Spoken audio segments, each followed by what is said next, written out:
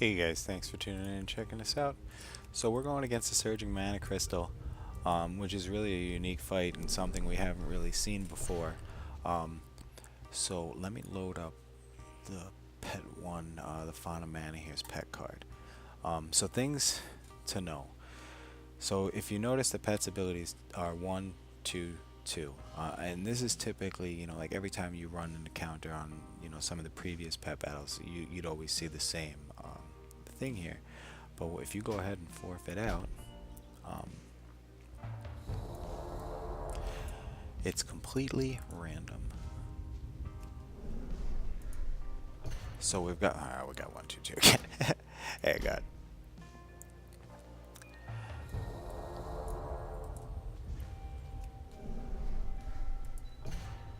1, 2, 2. They're playing games right now. They know I'm running a video. That's what. It's too funny. I found it very challenging. I swear. Shit's crazy. It's like Big Brother's watching. Okay, so 2, 1, 1. 1, 2, 2. 2, 1, 2. Now I've gotten backed out, literally like 50 times over here to see if there's any type of consistency, if there's any like one spell in any of the slots that are remaining consistent. So we got 2, 2, 2. 1, 1, 2. 1, 2, 2. Nothing has been consistent, throughout. And those, each one is going to continue to offer a new dynamic on how the RNG plays out and such. So let me kind of explain to you why I'm picking the pets that I am and why. So Karaji Guardian offers everything that the Anubis Idol does, and the reason I'm going with the damage reduction like the Sandstorm, as opposed to trying to find a counter spell, or using the Nevermore ability from the Gilnean Raven, which is really sweet, and stuff like that, is because nothing really comes off cooldown enough in regards to the amount of AoE that's being pushed out.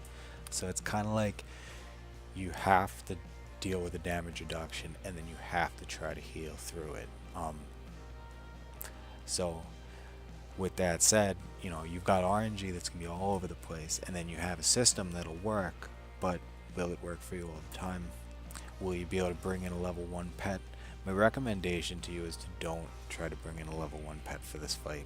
I'm going to show you a strat. I want to be able to bring in a level 1, and I'll sit here and mess with it a little bit. I have no problem sitting in front of a pet battle for an hour or 2 hours. If you guys have ever seen me, I will sit here and I will mess around with it. And try to figure out all these different strategies and what I can do. But that's what trainers and that's what us video makers should be doing for you. We should be offering level 1 strategies, or offering the best strategies that we can come up with. So I'm going for damage reduction and I'm going for healing, because I found that I couldn't find any interrupts or anything that would block the damage proper enough. So with that said, let's go on to the next piece of information. So your first pet that you're dealing with is 325, and that's going to stay consistent. It's not like the Seed of Mana or the Essence of Mana is going to pop up in the one spot. They haven't started doing that yet. That'll be the be the next thing. But right now, 325 and then 260, 260. So the Anubis Idol is 244, which is lower than 260. So you found yourself in a position where the cooldown for Sandstorm was running out, and then all of a sudden I was getting hit with an Arcane Explosion while Anubis was right there ready to cast Sandstorm, and there was nothing I could do about it. So by having the momentum when your Sandstorm runs out, you're doing the next bit of damage, so you're overlapping properly. So that's why I went with this pet, which is, it's completely unique. In the fact that it's at 289 doing the Sandstorm, and it's humanoid. And I went with the humanoid just so I could get back a little bit of healing in addition, as opposed, on top of the bleed ability from the skunk I'm using back there. So let's talk about the skunk. The main thing you want to be using here is bleed. We went with flurry just to get some extra damage in there, because you're getting that extra attack. I found that it's still a really nice ability even with the Sandstorm in place, and then you might potentially have the Sandstorm gone in the last round. So it's a good way to go. And then perk up's really nice, because you might need some self-healing as well, because of the fact that you're going with a Karaji Guardian and you don't have deflection. you can't block any monster hits or try to time a surge of power. So like right here, I know a surge of power is going to come at me at some point. Um, and here you don't have the surge of power, but you have the potential for a surge of power. And then the third pet, you do have a surge of power. So you have potential for a ton of surge of powers, which could be a lot of damage. So let's do it. My mentality on the first pet is I want to get through this pet as fast as possible.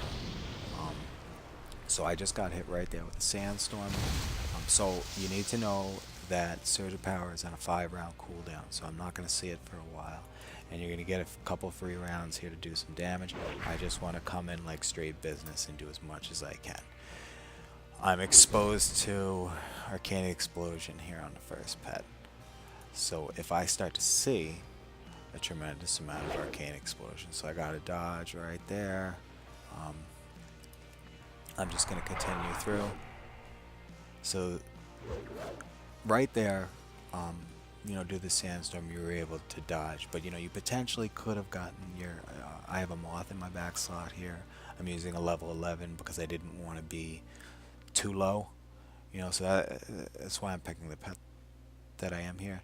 Recommendations would be to bring in a mechanical because Arcane Explosion and Arcane Winds will get hit less there, and then the Flux ability here, beasts are weak to it, and an Ellie is strong to it. So potentially bringing in an Ellie pet might not be a bad idea because the Flux is going to be the strongest AoE you're going to get hit with, potentially.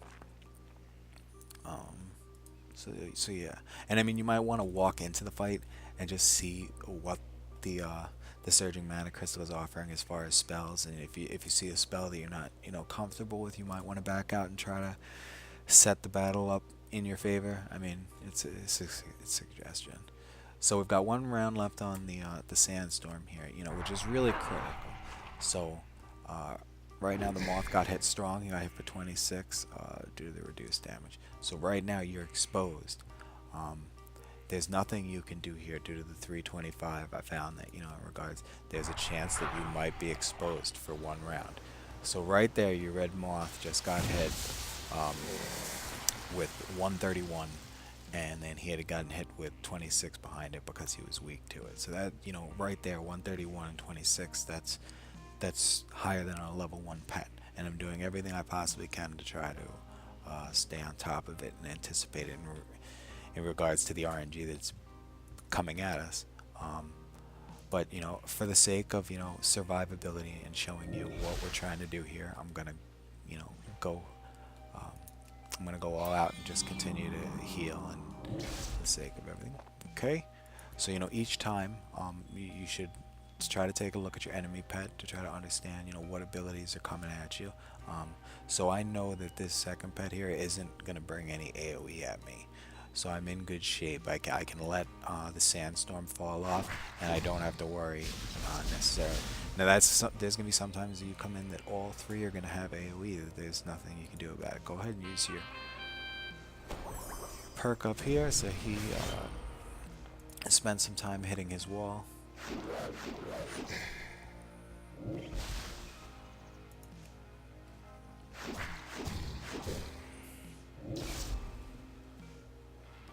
Okay, so I'm just gonna use my bleed again off cooldown. I'm not necessarily using the skunk to get through this entire fight. It's more so a matter of getting heals in at a timely nature. I'm just gonna go ahead and do a heal here. Okay. And like I said, I'm not panicking right now because there's no way. If I was panicking, I'd be trying to bring the Guardian back and keep the sandstorm up in place. Another thing to note is that the Seed of Mana and then the Essence of Mana, the Blackout Kick, the third ability I'm using here, will work great because now you can stun and get an extra round worth of damage in that you wouldn't necessarily be taking damage.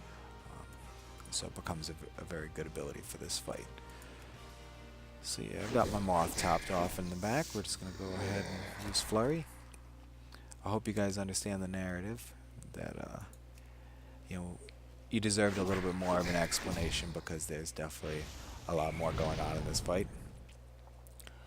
So you know, like Essence of Mana, you saw me drop the ball. I need to know right away what's coming at you. So you have no AoE off the Arcane Blast. You have the strong Surge of Power ability that now we won't see for a couple rounds.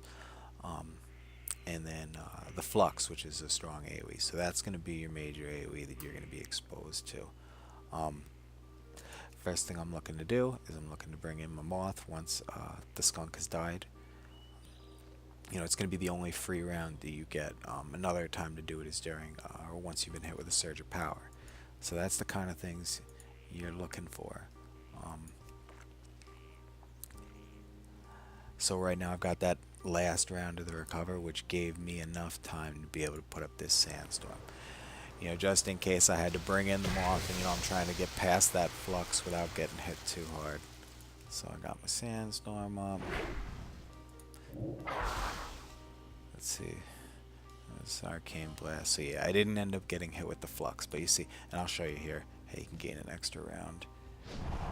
You know, so like right here, when I attack this round, I wouldn't take any additional damage if I don't, in fact, get the kill, because he's stunned out. So you get that extra momentum every 5 rounds or so.